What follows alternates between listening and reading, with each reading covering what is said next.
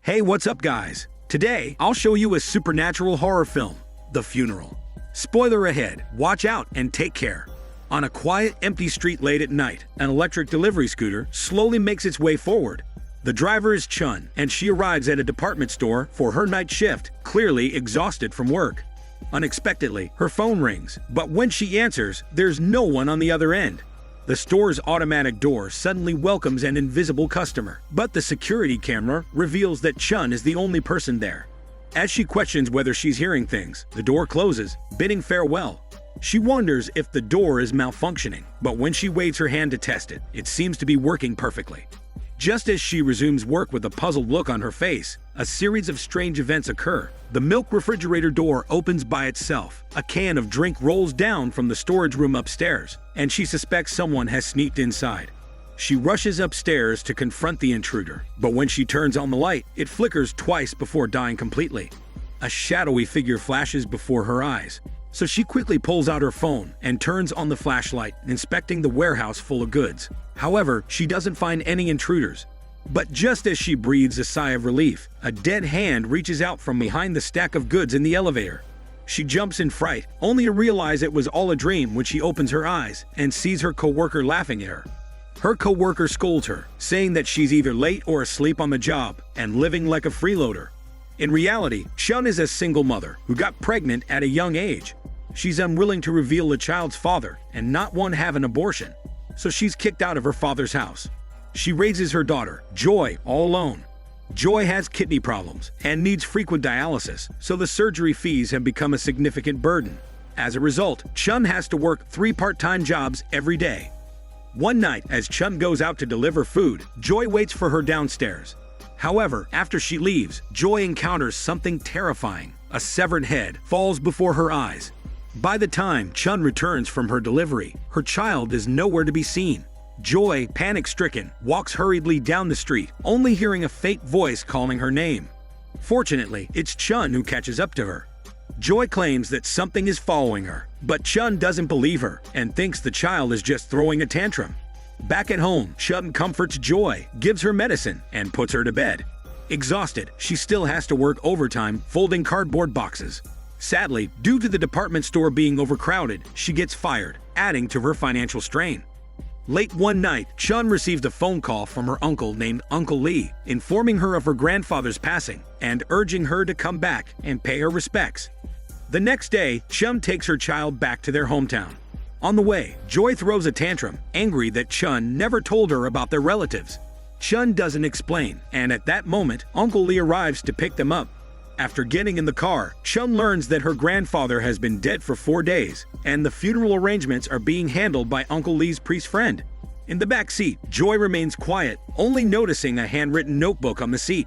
By nightfall, Chun and her daughter finally arrive at their old house.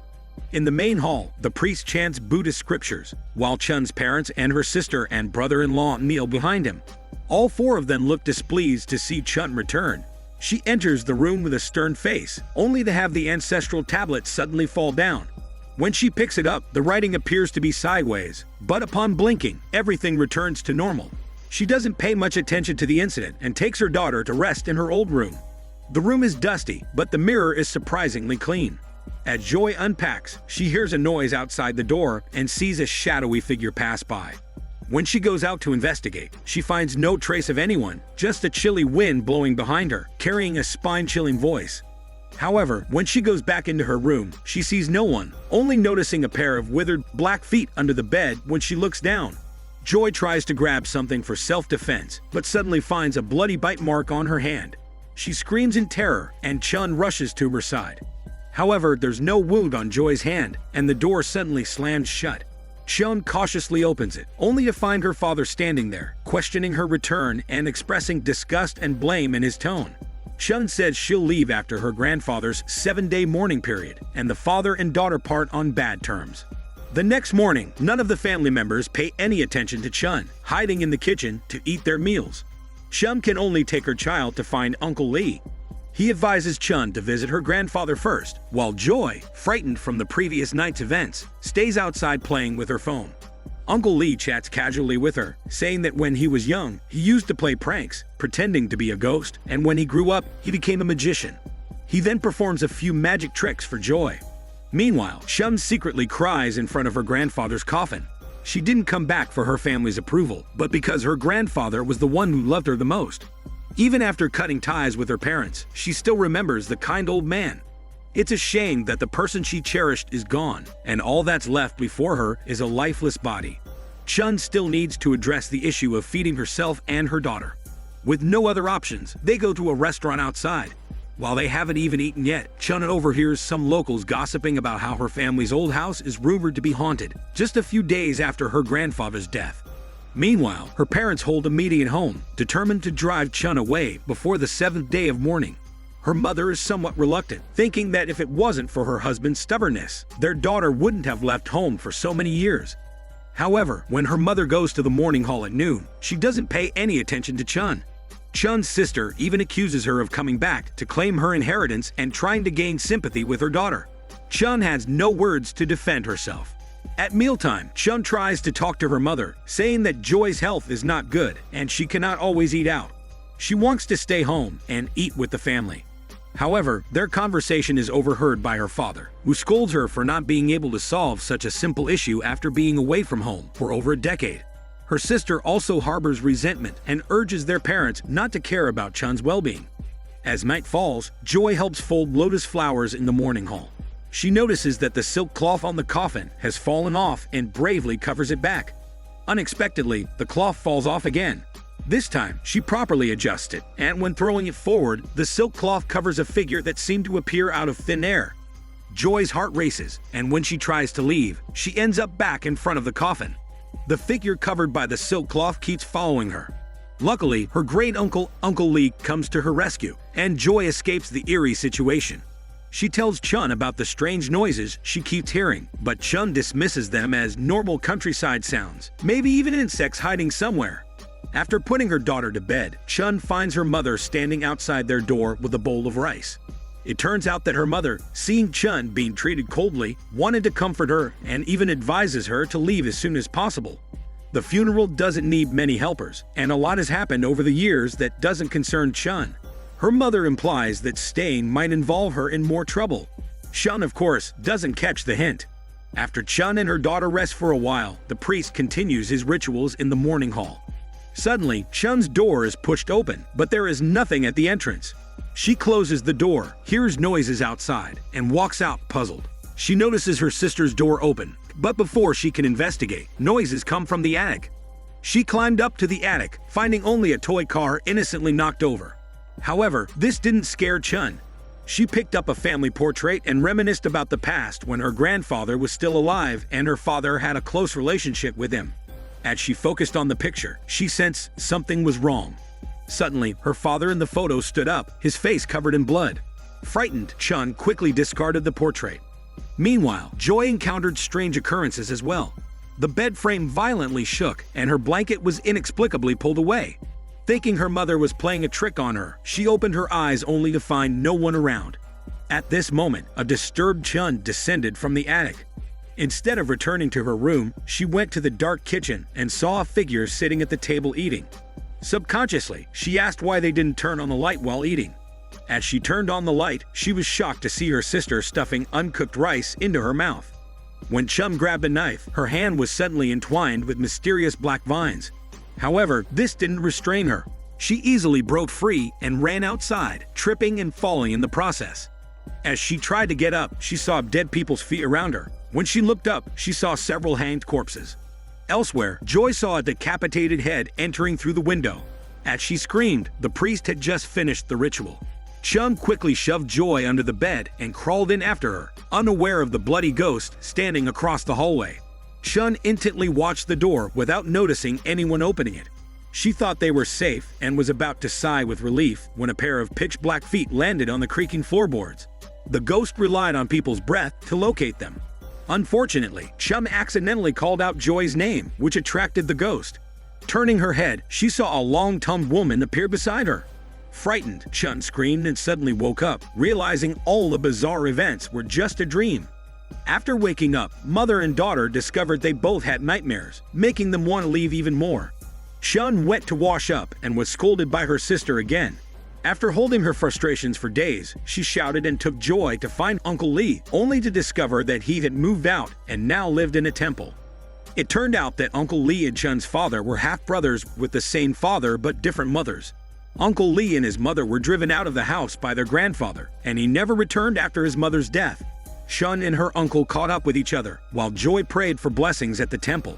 The Taoist priest at the temple offered to read her fortune and discovered that the child was destined for misfortune. However, before he could finish, Chun took Joy away. Uncle Lee bought many snacks for Joy and asked about their reasons for leaving. He empathetically told her that Chun had broken ties with her parents in order to give birth to her. Even though they had argued with their family, they should at least be there for their grandfather's final rites. After hearing this, Joy felt sorry for her mother and suggested that they should stay until the end of the 7th day.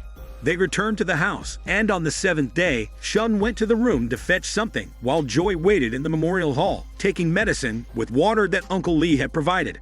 The priest urged the family members to take their places, so Joy and Uncle Lee knelt down devoutly. As the wooden fish sounded, Joy became increasingly dizzy, while the priest revealed a smug, sinister smile. On the other side, Chun entered the house and saw her parents, sister, and brother-in-law sitting in the kitchen, silent. So she yelled at them to go pay their respects, and the four of them looked up, revealing their tragic, bloody faces. Suddenly, the house trembled, and the lamp swayed. Terrified, Chun stumbled and fell, retreating backward. Uncle Lee came to help her and was puzzled about what she was doing.